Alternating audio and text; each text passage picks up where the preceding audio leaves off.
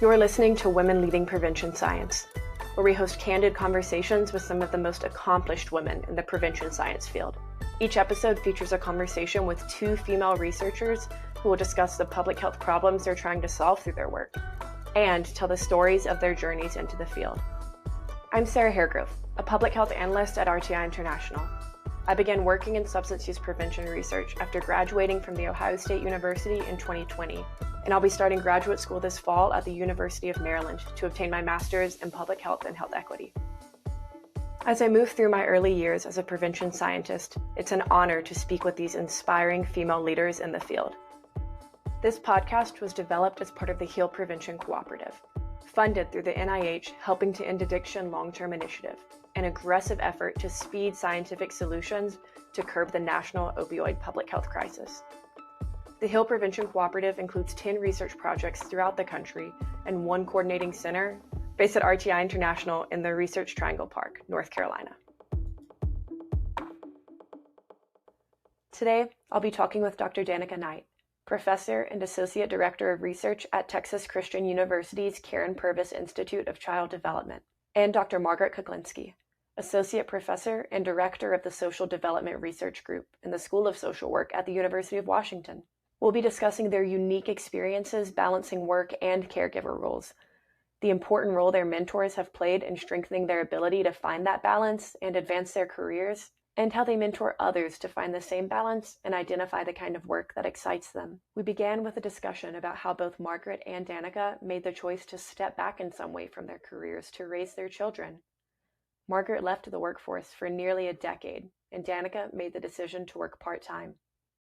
I hope that my example is a good one for others who are really trying to balance the challenges that, as women in particular, we so often face in professional life and life outside of that. So my undergraduate degree is in economics, and my doctoral work was in clinical and community psychology. And after working for a few years after I received my degree, I really was not enjoying the balance of work and life so much. And I was in a position to be able to step back from the workforce for a bit. And I spent about 9 years raising my kids full time. And I was privileged to be able to make that choice. I recognize that. I also made that choice knowing that it might have consequences for my career growth. So it wasn't a decision I made lightly, but was the one that I needed to make, I think, for my own equilibrium and also just what was good for our family. So there came a time when my kids were in late elementary school and middle school when I was ready to pursue professional life again. And I will say that's not an easy thing to do after having been away for so long. And it took me a while to find a job. I knew I wanted to get back and work with colleagues. I didn't want to do isolated clinical work. I wanted to be in a setting where I could interact regularly with other professionals. And I lived near the University of Washington, and an opening came up at the Social Development Research Group. And I applied, and with support from prior mentors, I will say they took a chance on me, someone who had been out of the workforce for a fairly long time at that point. I was invited to bring the two parts of my background together to learn benefit cost analysis and application of economics, and also evaluate a preventive intervention called Communities That Care. This was a chance I jumped at. It was, I never would have envisioned that I would get to bring these two parts of my intellectual world together in that way in an organization that was a leader in prevention science and also this wonderful group of colleagues. And through the support of a NIDA professional reentry supplement, I came back into the workforce, and I've been at SDRG for the past 12 years. So I'm very grateful to all of the things that came together and resulted in the beginning of my journey at SDRG. My journey began, my undergraduate degree was in music therapy, which I always thought that I would just be a music therapist working directly with adults and youth. And what I loved when I worked in psychiatric hospitals, I loved working with the teenagers, and I loved working with the substance use clients. Those were the two of my favorite. And what I've found over the years is, even though I'm not in music therapy at all, I left that field and went into a PhD in experimental psychology, originally because I thought there's no research on the effectiveness of music therapy. There is some, but not in terms of practical. So that was my motivation.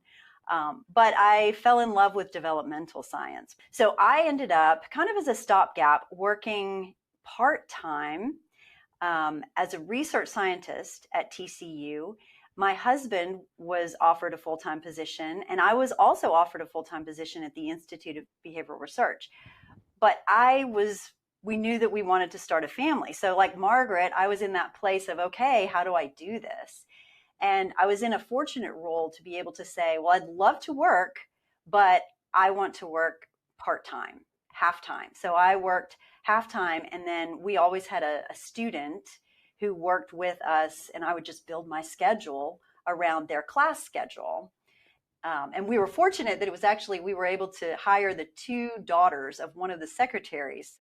And it was wonderful and in a wonderful way for me to kind of balance that family and work responsibilities. But like Margaret, I counted on the half-time. I'd invest half time, if you will. But I hadn't thought about the fact that I would only, in many respects, have half of the opportunities because at that time, the Institute was really mostly men. I was one of the few female scientists. And even though there was a lot of support for me working part-time, there were many instances where, I wasn't necessarily included or invited to be a part of things that I might have been if I had been full-time. And I think they were being sensitive to me and my priorities, but it was also hard because I wanted to be involved in everything, but I had to set those boundaries. I just want to pick up on what Danica said, in that we both needed and found ways to have this field, this work, this profession be flexible. And I think that can be a really nice thing when you're juggling raising kids with a demanding career, not without consequence, but then to ramp up over time as energy and other responsibilities allow. And that can be promising for people. And my advice to younger women is to stay in if they can. Don't pull out like I did if you can find ways to do that. I think that's good advice. There were lots of times where I thought, I cannot do this. And I was teaching for a while as well. So I was doing my course prep and my, grading at home. And I had to let that go completely. The research pieces of it I could do at home. I could keep at the office and not bring home with me. But the teaching, I really had a hard time balancing that. One of the things for me, though, is that I wasn't very assertive when I was younger in my career. And so I had a woman, Lois Chatham, who was deputy director of the IBR at the time, who really advocated for me. She always had my back. And so that's really shaped me in my career now, thinking about, how can I just advocate or help equip young women to advocate for themselves and their needs. Because without her standing by my side, I don't know that I would have had the confidence when my director said, why don't you consider going full time? And I would say, no, not yet. Not quite. I kept saying, when my kids go to school. And then it was, well, when my kids go to middle school. Well, when my kids go to high school. But even in high school, I wanted to be able to attend the games after school. So I didn't grow up, if you will, and go full time until my youngest graduated from high school. I want to piggyback on Danica's comment and give a shout out to my first mentor in graduate school, Rona Weinstein. Her area of expertise is teacher expectations and self-fulfilling prophecies. And her expectations are very high, but she also has always provided the support and encouragement to reach those expectations that she and her students set together. And she's been just such a wonderful example of a mentor. She's one of those dear individuals who are so generous of spirit and time and also do amazing work. And I hold her in my head and heart as I do my work. And as Danica said, this desire to give back and to be there for, it is true that I'm there not just for the women in my organization, but for the men as well, for all people who are trying to grow professionally. But I think that for women, I really want to, in particular, I really want to make space for those conversations about juggling. And that's not to say I wouldn't be open to those conversations with men. I just think that they more often come my way with women juggling parenting and work roles. And I, just as someone who has been there, I just want people to feel supported as they grapple with that. Yeah, and I just want to emphasize the validity of both of your experiences and people that are experiencing similar circumstances. I believe one of you brought up on a previous call, and Danica, you just mentioned, 50% work also meant 50% of the opportunities. That also means maybe 50% of the after-school basketball games or 50% of the breakfast or lunch together in the summer. And I think that is a really difficult sacrifice to make in any direction. So whether that's stepping away completely or figuring something else out and stepping into work completely. Well, and Margaret and I both had the financial luxury of being able to work part-time. And that's not a reality for a lot of young professionals with children. So there are a lot of hard choices. And one of the things I kept reminding myself, and I've reminded others in similar situations, is that there's no right or wrong decision here. It's really what's best for you and your family, what it is, how you want to balance your career and your family responsibilities. Lots of ways to do it, and we can be creative.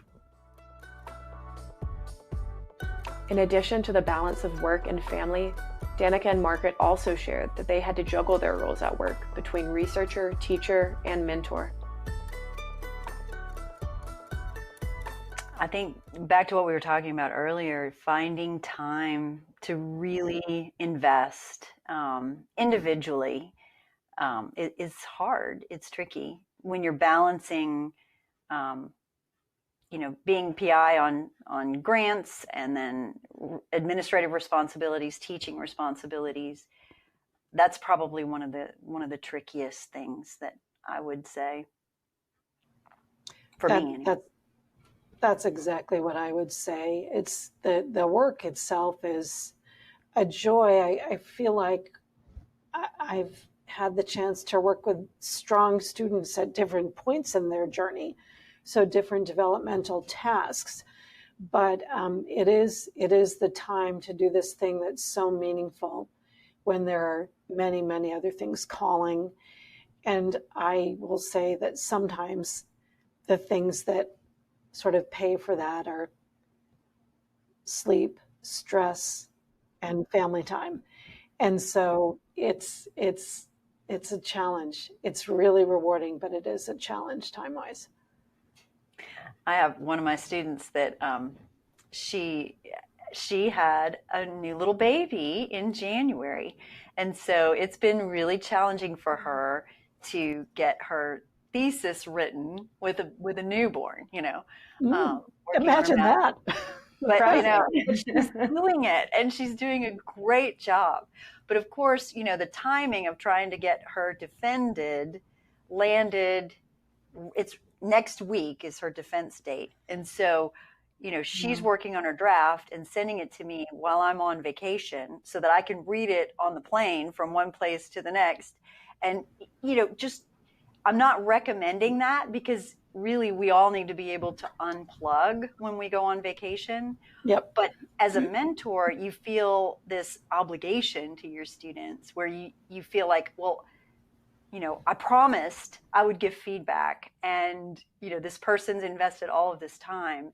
So I'll just let this cut into my vacation, and the little by little, lots of things are cutting into your vacation. So not necessarily a good practice, but.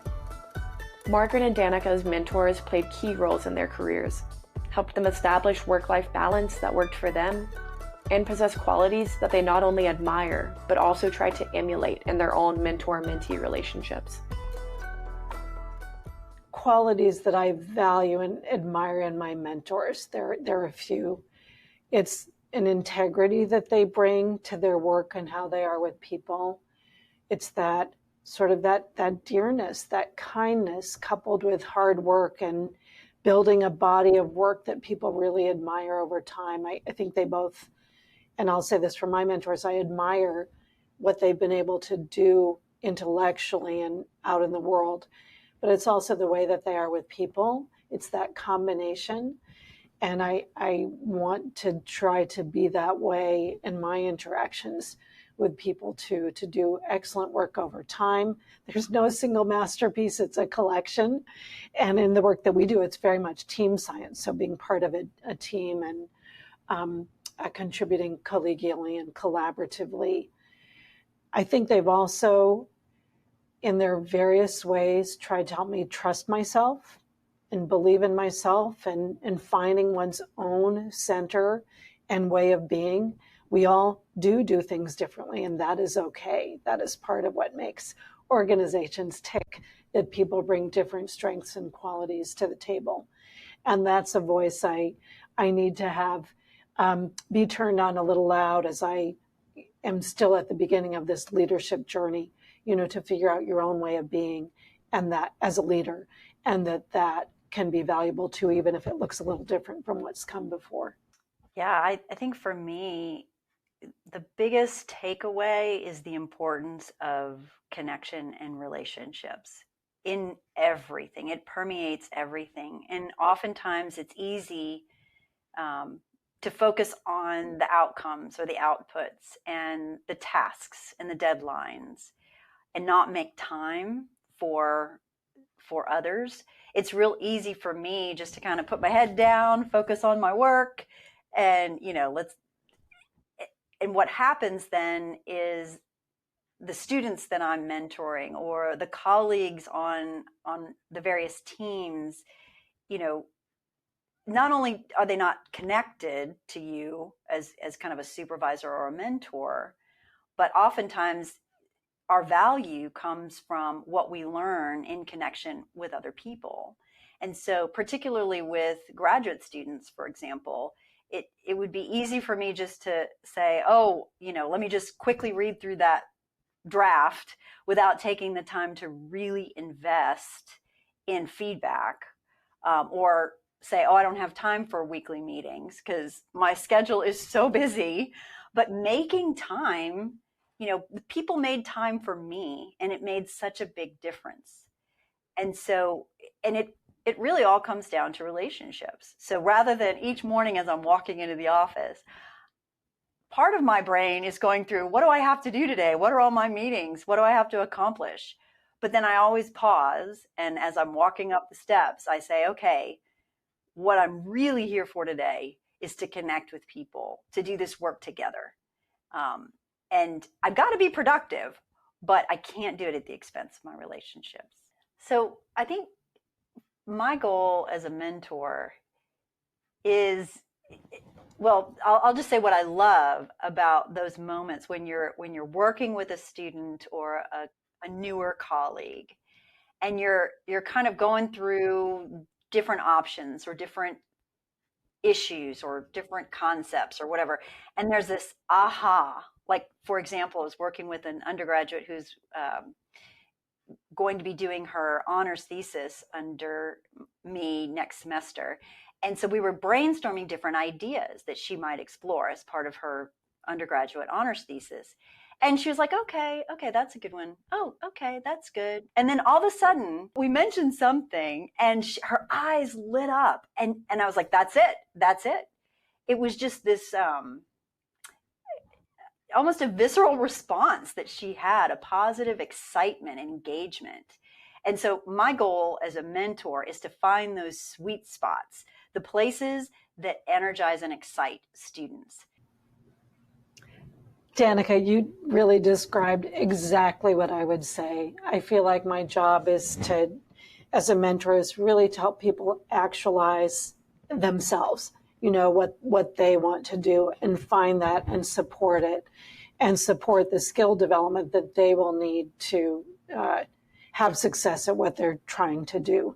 But it is very much supporting that individual journey in the way that they want it to take shape. And I just love the way you talked about it. I had similar experiences with students in my class who were doing individual projects. They had to apply an implementation science framework to a goal that they had. And I met with each of them to try to figure out what this project was going to look like, and had that similar experience of, well, maybe this, maybe that, yeah, sure. But then when you hit it and you see them open up and get excited by the fit of that framework to what they're wanting to do, it is it's really energizing to everybody who's involved in that conversation. It's clear that the choices Danica and Margaret made to balance their personal and work lives led to their careers in prevention science. While they both find the work rewarding, they acknowledge that it wasn't easy, and that setting boundaries to find that work-life balance was critical. They want women to know that it is never too late to have a career in prevention science. I would just love to pick up on this idea of the demands being unrelenting. Sounds too negative, but they are ubiquitous. They never cease. And I really do think that everyone has to figure out how they can set some boundaries on it, whether it's work from home, and so one needs boundaries to not constantly be trying to do both roles at once, the family role and the work role.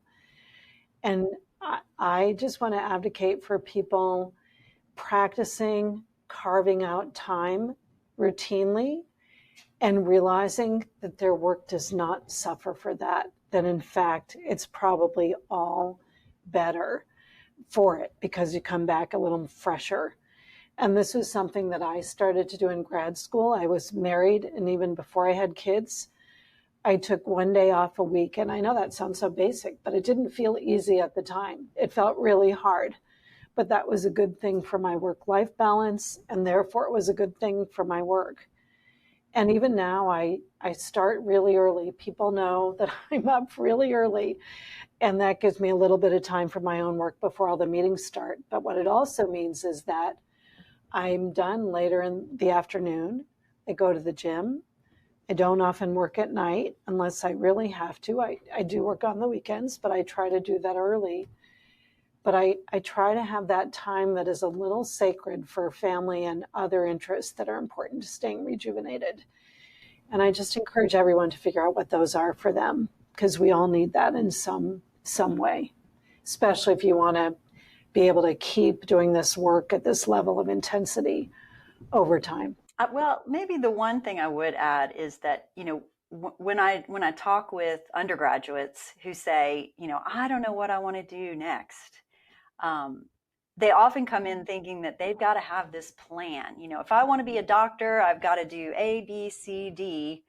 But, if I want to go into prevention science, what is the path? And so one of the things that I encourage the students to really think about is what excites you and what makes you just eager to learn or eager to work.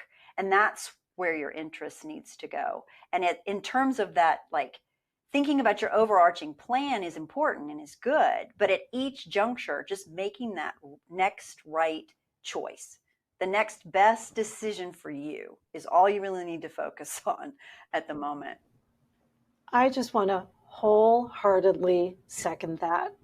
And making that right choice will then lead to the next right choices. And Absolutely. If you work hard, do your best to get along with people, it will lead you in a good direction if you do what Danica's advising. Well, and neither of us, Margaret or myself, ever imagined us in the roles where we are today, in leadership roles in our institutes. And yet here we are, because we made one choice at a time. That's right. There is, I think, too much pressure on young people to have figured out their passion at a young age. I did not have a passion when I was 16, except maybe for baking. I love to bake, and I think it is much more like what Danica said. Do what interests you. Try to do it as best you can. That will lead you in a good direction. Mm-hmm. And just from what you all have said so far and from the Women in the Other podcast, it seems like so much of what leads to success in this field is the people you come across and the people that are willing to help you succeed. So I think each choice you make puts you in a new room with a new group of people that are able to help you move into the next room. And that's so critical. Yeah. It's all about connections, the relationships that you build.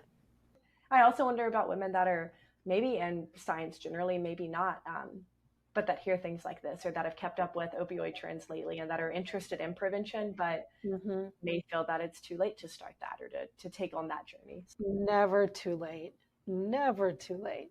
Well, and the namesake of our institute, the Karen Purvis Institute. So Karen Purvis got her PhD when she was 53 years old, and she went on to do wonderful, amazing work later in her career after she had already raised her own children and done work in other areas, brought all that together to build a synergy that has really changed families, children's lives, and we're in the process of doing some amazing work across the globe with even systems of governments to change the way that they do foster and adoptive care for children. So you never know, and it is never too late. Thank you both for taking the time to speak with me today, and thank you to our listeners for joining us for Women Leading Prevention Science. We hope you enjoyed this episode and that you'll continue to join us as we host candid conversations with some of the most accomplished women in the prevention science field. We hope you'll share this podcast with your prevention science colleagues and with any young women you know that may be interested in pursuing a career in science. For more information on the HEAL Prevention Initiative, please visit heal.nih.gov.